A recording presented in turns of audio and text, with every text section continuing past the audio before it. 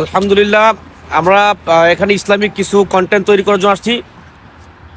আমরা অনেকে উজু গোসলের ফরজ কয়টা আমরা অনেকে জানি না। দেশবাসী ইসলামের স্বার্থে, দিনের স্বার্থে অনুরোধ করবো আগেই বেশি বেশি ভিডিওটা লাইক এবং কমেন্ট করবেন, বেশি বেশি শেয়ার করবেন।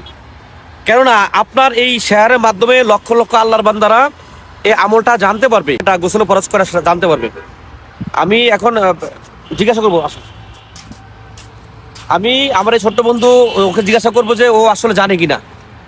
আমাদের দুঃখ হয়, কষ্ট হয় যে অনেক আল্লাহর বান্দা 70-80 বছর বয়স হয়ে গেছে, বুড়ো হয়ে গেছে, যদি জিজ্ঞাসা করা হয় যে ফরজ গোসল কিভাবে করতে হয় তারা জানে না, দুঃখ লাগে। কিন্তু ওকে জিজ্ঞাসা করবো, তুমি বলো গোসলে কয় ফরজ?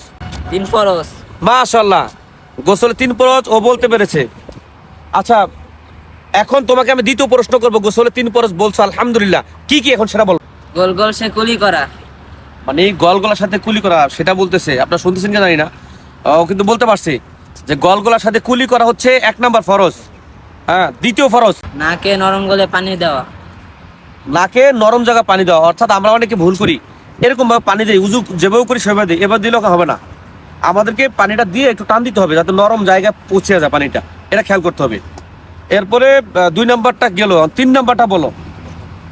সমস্ত শরীর উত্তমভাবে ধৌত করা। যাক, মাশাআল্লাহ, পারছে।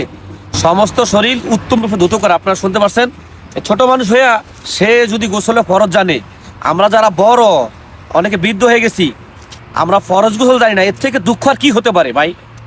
এজন্য সর্বোচ্চ শেয়ার করবেন যাতে যারা জানে না জানতে পারে।